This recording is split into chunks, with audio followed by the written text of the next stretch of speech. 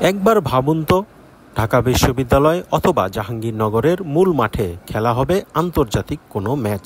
বিশ্ববিদ্যালয় একটু বেশিই বলে ফেললাম। রেসিডেন্সিয়াল কলেজের মূল ভেন্যুতে হতে পারে বাংলাদেশ বনাম অন্য কোনো দলের আন্তর্জাতিক ম্যাচ। আপনি হেসে ফেলতে পারেন অথবা টিপ্পনি কেটে কিছু বলেও ফেলতে পারেন, কারণ বাংলাদেশে বসে এমন দিবাস্বপ্ন দেখার কোনো মানেই হয় না। অথচ আপনি জানেন কি, শ্রীলঙ্কার একটি কলেজ ভেন্যুতে আন্তর্জাতিক ক্রিকেট হয়েছে বছরের পর বছর। শ্রীলঙ্কার ক্যান্ডিতে একটা সময় কোনো মাঠ ছিল না, তাই তৈরি করা হলো ক্রিকেট মাঠ। কিভাবে? পাহাড় কেটে। এই মাঠে উঠতে হলে মারাতে হয় পাহাড়ি রাস্তা। পাহাড় কেটে 10 ফিট নিচু জায়গা তৈরি করা হয়, এরপর তা সমতল করে বানানো হয় মাঠ। আর সেই মাঠে 1983 সালে অস্ট্রেলিয়া শ্রীলঙ্কার প্রথম টেস্ট হয়। এই মাঠটির নাম Trinity college international cricket ground. শ্রীলঙ্কার স্কুল ক্রিকেট যে কত উন্নত তার প্রমাণ রাখে ট্রিনিটি কলেজ। অনেকেই জানেন শ্রীলঙ্কার স্কুল ক্রিকেটের সিঁড়ি বেয়ে উঠে এসেছেন অনেক ক্রিকেটার। এই ট্রিনিটি কলেজ সেই সিঁড়ির একটি। আর এই ট্রিনিটি কলেজের ছাত্র কুমার সাঙ্গাকারা লঙ্কান ক্রিকেটের অন্যতম একজন লিজেন্ড। তাছাড়া বর্তমান সময়ের মাথিসা পাথিরানাও এই ট্রিনিটি কলেজের ছাত্র। ট্রিনিটি কলেজ ইন্টারন্যাশনাল ক্রিকেট গ্রাউন্ডের এই মাঠেই খেলে বড় হয়েছিলেন কুমার সাঙ্গাকারা। হয়েছেন শ্রীলঙ্কা ক্রিকেট দলের অধিনায়ক।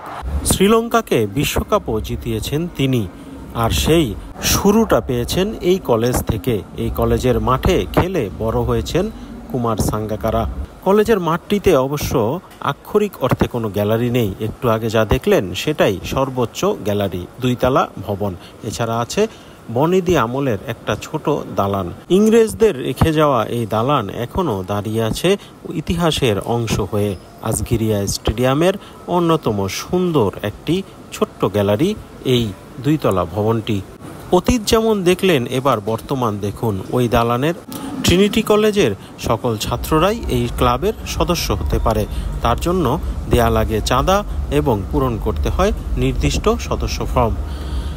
মাঠটিতে বাংলাদেশ দলের স্মৃতি আছে। ছোট্ট মাত্র 10,000 ধারণ ক্ষমতার এই মাঠে বাংলাদেশ 2007 সালে টেস্ট খেলেছিল শ্রীলঙ্কার বিপক্ষে। ওই ম্যাচ থেকে অবশ্য বাংলাদেশের নেওয়ার কিছুই নেই। ইনিংস ও 193 রানে হারের হতাশা আছে।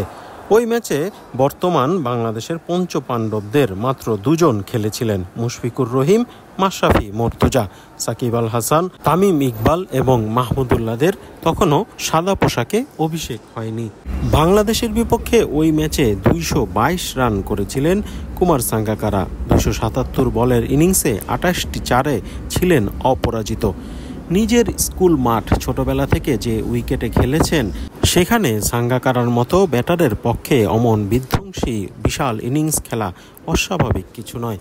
ওই ম্যাচে মুত্তিয়া মুরলীধরন নিয়েছিলেন 12 উইকেট।